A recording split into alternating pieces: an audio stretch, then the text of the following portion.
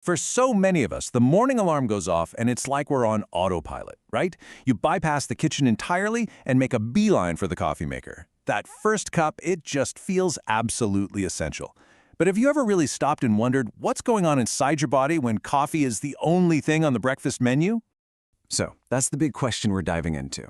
We're going to look past that morning haze and actually get into the nitty-gritty science of what this super common habit does to your brain and your body. Is it just a harmless little productivity hack, or are we paying some kind of hidden price for that daily jolt? Let's find out. All right, here's how we're going to break it all down. First up, we'll look at why this coffee-first routine is just so popular. Then we'll get into that amazing brain boost we're all chasing. From there, we'll explore the body's backlash, dig into the unseen nutrient gap, and finally, we'll talk about how to strike a much healthier balance.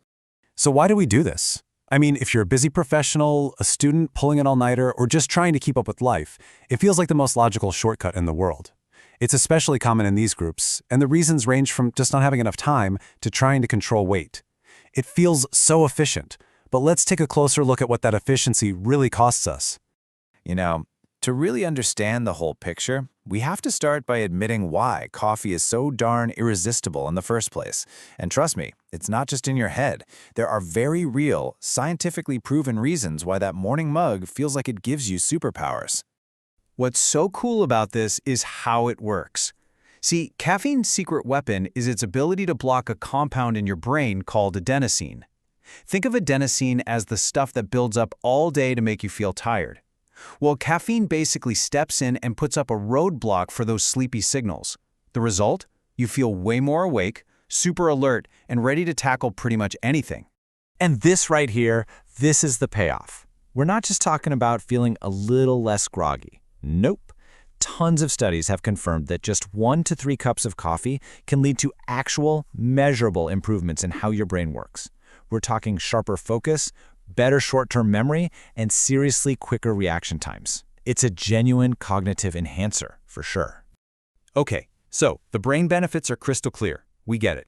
But while our minds are off to the races, what's going on with the rest of our body? Let's flip the coin and look at the physiological side of a liquid breakfast. This is probably the #1 concern you hear, right? That chugging coffee on an empty stomach is just asking for heartburn, ulcers, or a seriously unhappy gut. But is there any truth to that? So, the science here is actually pretty interesting. Yes, coffee absolutely does trigger your stomach to produce more acid. But for most of us, our stomachs are tough and totally built to handle it. The research just doesn't show a strong link between coffee causing these problems. Now here's the key. If you already have something like acid reflux or an ulcer, that extra acid can definitely pour gasoline on the fire and make your symptoms a whole lot worse. Now, let's switch gears and talk about hormones, specifically cortisol.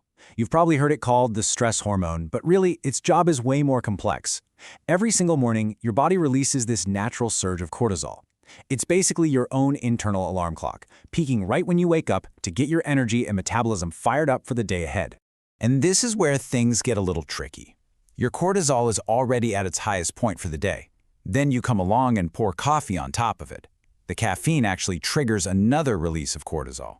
So you're essentially doubling down on that hormonal signal, which can push your body into what feels like a state of high alert or stress. For some people, that's what causes those feelings of being jittery or anxious. But wait, there's a fascinating twist. Your body is incredibly adaptive. Studies show a huge difference between someone who rarely drinks coffee and a daily drinker. If you have coffee every single day, your body builds up a tolerance. That cortisol spike from your first morning cup gets way smaller and might even vanish completely. Just keep in mind that tolerance isn't perfect. Having more coffee later in the day can still give you a jolt. 50%. Okay, just look at that number. It represents one of the most surprising and honestly most important findings about drinking coffee before you eat. Any guesses what it could be? And there you have it. A really important study from the University of Bath discovered that when people drank strong black coffee before they ate breakfast, their body's ability to handle the sugar from that meal was seriously impaired. In fact, their blood glucose response shot up by about 50%. What this means is that the coffee-first habit might be messing with your blood sugar control, which over the long haul is a risk factor for conditions like type 2 diabetes. Okay, so beyond the immediate hit to our hormones and blood sugar, there's a much quieter, long-term price we pay for replacing a real meal with coffee. Let's talk about what's missing from the equation. And look, this isn't just some fringe habit. According to major national surveys, about 19% of people, that's nearly 1 out of every 5, regularly skip breakfast. That makes the potential nutritional fallout a really widespread issue.